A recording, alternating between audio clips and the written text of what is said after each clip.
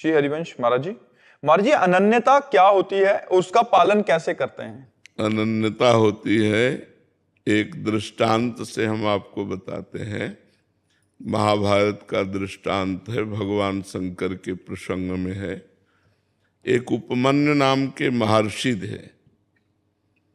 वो जब बाल्यावस्था के थे तो कि अपने मित्रों के साथ वो किसी दूसरे ऋषि के घर खेलने गए, तो वहां उन ऋषि ने अपने बच्चों के साथ उनको भी गाय का दूध पिलाया।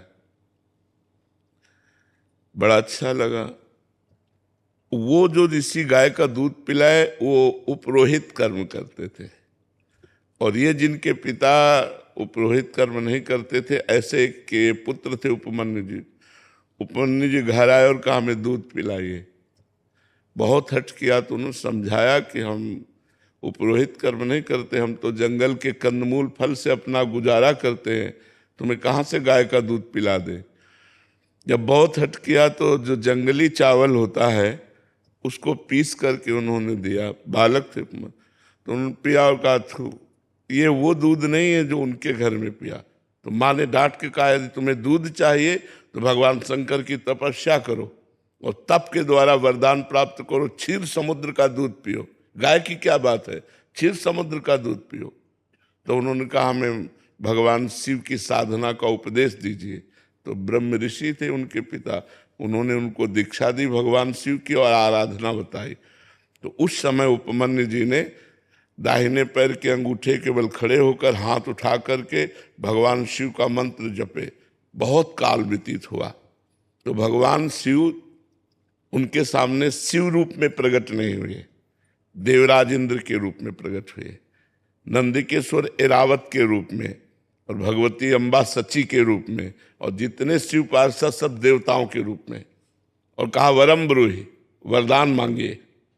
तो उन्होंने आँख खोला तो देखा देवराज इंद्र, तो प्रणाम किया और कहा देवराज इंद्र मुझे आपसे कुछ नहीं चाहिए, मैं भगवान शंकर का भक्त हूँ, मैंने भगवान शंकर की आराधना की है, मुझे जो कुछ चाहिए वो शंकर से चाहिए।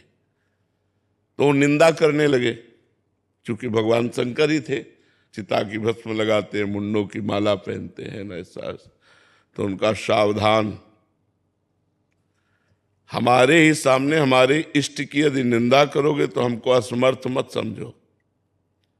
मैं ऋषि बालक हूं, अगर शाप दे दिया तो आप भी भस्म हो जाओगे।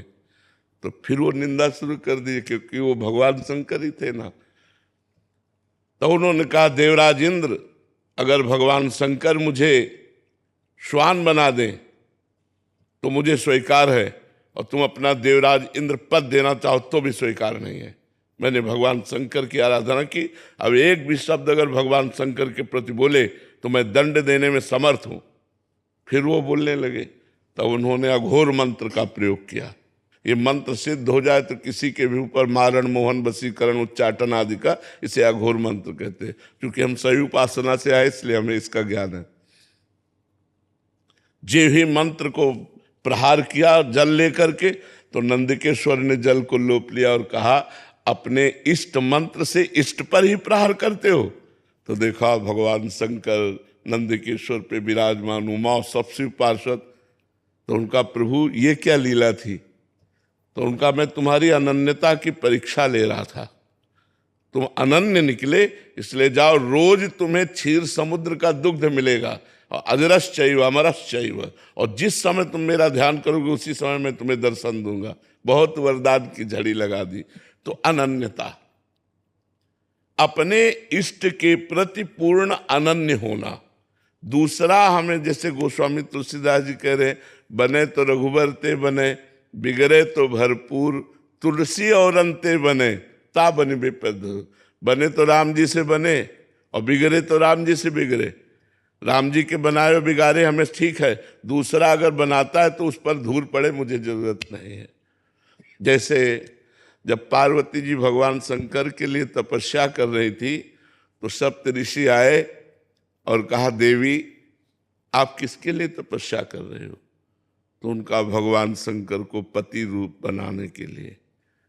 उनका इतनी तपस्या शिव के लिए, 60,000 योजन का एक वृक्ष है, बट वृक्ष, 1 योजन का मतलब 4 कोस होता है। 60,000 योजन का वट वृक्ष है और जिसमें 6 ऋतुएं पूरे अलग अलग क्षेत्रों में रहती हैं, लेकिन कोई कमरा तो है नहीं।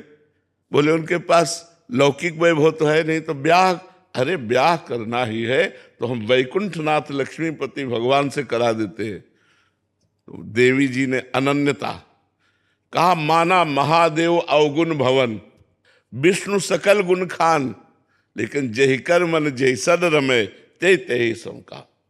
कोटि जन्म लग रगर हमारी, बरऊं संभुनता राहों कुमारी। करोड़ों जन्म तक मैं तपस्या करूंगी और अगर वर रूप में प्राप्त करूंगी तो भगवान शिव को, नहीं तो कुमारी रहूंगी।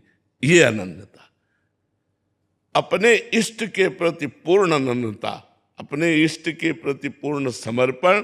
अगर ये अनन्यता आ जाए, जैसे मीरा जी कहते, मेरे तो गिरधर गोपाल दूसरो न कोई, जाके सिर मोर मुकुट मेरो पति सोई। मेरे तो गिरधर गोपाल दूसरो, एक अनन्यता अपने इष्ट के प्रति, प्रियता इष्ट के प्रति अगर ये आ जाए तो बहुत बड़ी बात है। इसी को भगवान मांग करते हैं, अनन्यश्चिन्तयन्तो माम, मेरा अनन्य चिंतन करो।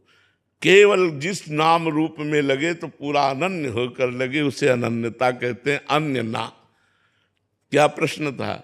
महाराज जी, अनन्यता क्या है और उसका पालन कैसे? उसका पालन होता है अनन्य रसिकों के संग से। इष्ट मिले और मन मिले, मिले भजन रस रीति, तहाँ निसंक है मिलिए तासो कीजे प्रीति।